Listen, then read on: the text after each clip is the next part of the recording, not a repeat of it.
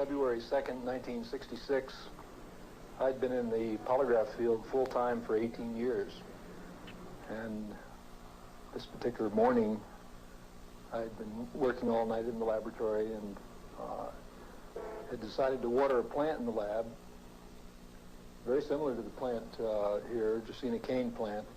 My thought was that as the moisture arrived to the leaf of the plant, the plant should be a better conductor, and I should get a reading on the chart. Well, strangely enough, I didn't get this at all, and in fact, it did just the opposite. Instead of tracing edging upward as it should have on the chart, it went into sort of the wild excitation, very similar to the first part of a human taking a polygraph test. But then it occurred to me, just about 14 minutes along, what would be the real optimum threat to the well-being of a plant. In fact, the imagery of fire entered my mind, and I not only thought, but I fully intended to burn the very leaf that was being tested with a match.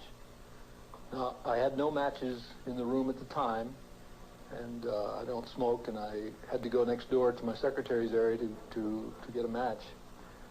But the interesting thing is that right at the split second that imagery of fire entered my mind, the tracing reflecting the changes in the plant just went right off the top of the page.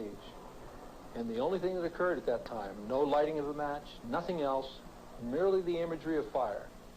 And I must say that as of 14 minutes along in that initial observation on the morning of February 2nd, 1966, my life just hasn't been the same. During the next 6 hours, at some undetermined moment chosen by a randomizer, these brine shrimp will fall to their deaths in boiling water.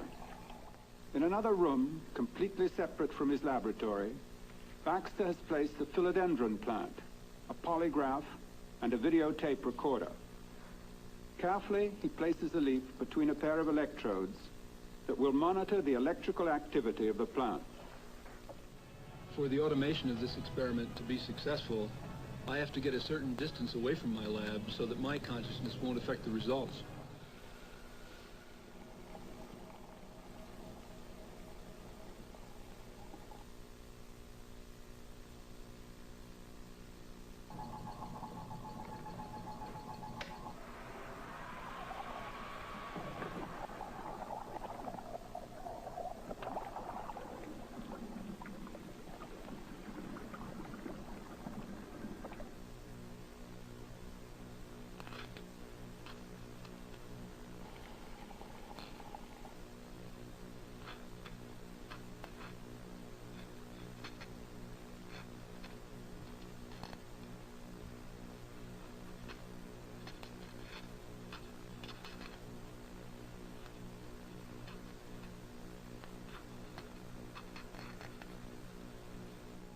The results of each night's work must be carefully analyzed and recorded.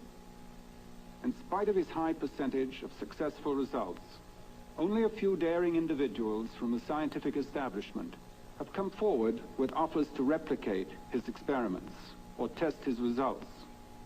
The great majority are content simply to condemn his efforts without taking the trouble to investigate their validity. A few brine shrimp die and a plant feels their death. I think it's the smallness of the event that makes it so significant. It means that even on the lower levels of life, there's a profound consciousness or an awareness that binds all things together. As you can see, we have a normal copper screen and such as that Faraday cage, block out electromagnetic signals, radiations. But in addition to that, we have a plexiglass over here that blocks the wind movements and ion movements and air flows that would, shake the plant, cause abnormal signals. We also have a motion detector in here, which will allow us to look and see whether any external motions or movements have interfered with the experiment, so we can tell when the plant is actually vibrating. Where's the subject with respect to the cage now? We're going to seat him within a few feet of the cage, probably about 5 feet, and he'll be viewing a screen and we'll be watching a stimulus movie that we're providing. Mm-hmm. And then his emotional responses should carry over into the cage here and affect the plant.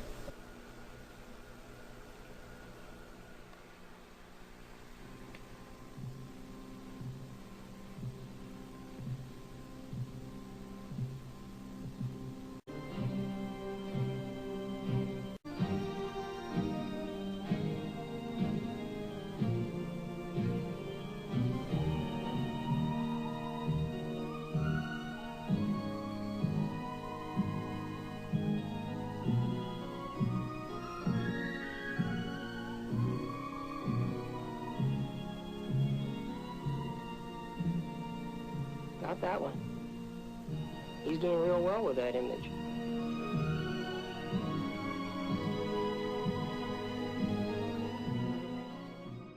That looks very convincing. I have to think about that one. Well, let's say that the experiment is quite well done. Yeah. Then you're claiming that the individual's response is producing some kind of energy display.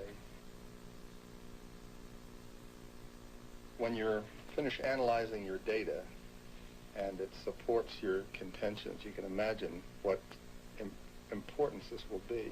You can imagine it'll change our whole picture of how we relate to plants, that we're interacting with them all the time. Dr. and Mrs. Kenneth Hashimoto. Relying on her affinity for plants, Mrs. Hashimoto looks forward to actual conversation with her cactus. Convinced that it possesses an intelligence, she is determined to teach it the Japanese alphabet.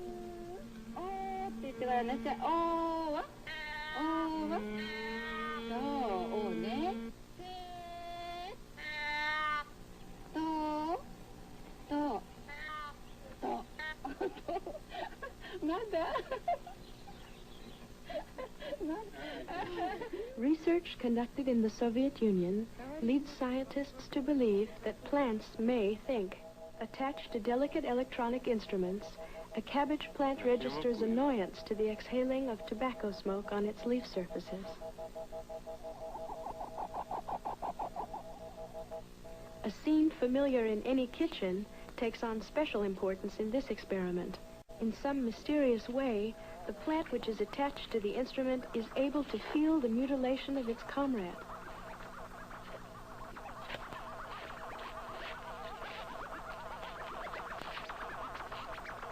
In a more advanced experiment, technicians were asked to pass through a laboratory containing 2 living cabbage plants. One of the subjects has been instructed to destroy the plant which is not attached to the electronic instruments.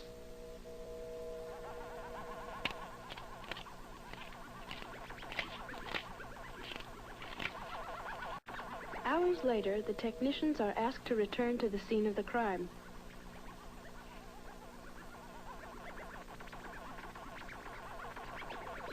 The evidence is clear. The remaining plant has correctly identified the assailant.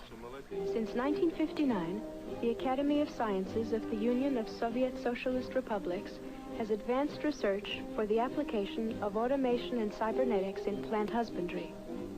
Connected to electronic instrumentation, these plants express their wishes directly, without the need of human guidance.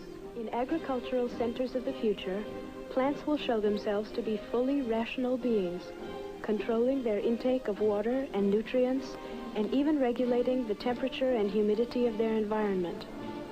We're just beginning to understand the language of plants. It is a difficult and fascinating road wherein a multitude of surprises awaits. I started my work on plants in 1962 while I was an engineer in the aerospace industry. And at that time, it was one of our goals to develop jam-proof missile components.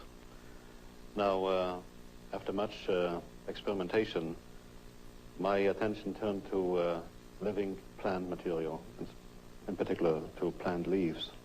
As time went on, and I experimented with these various plants and plant leaves, I noted very unusual reaction patterns.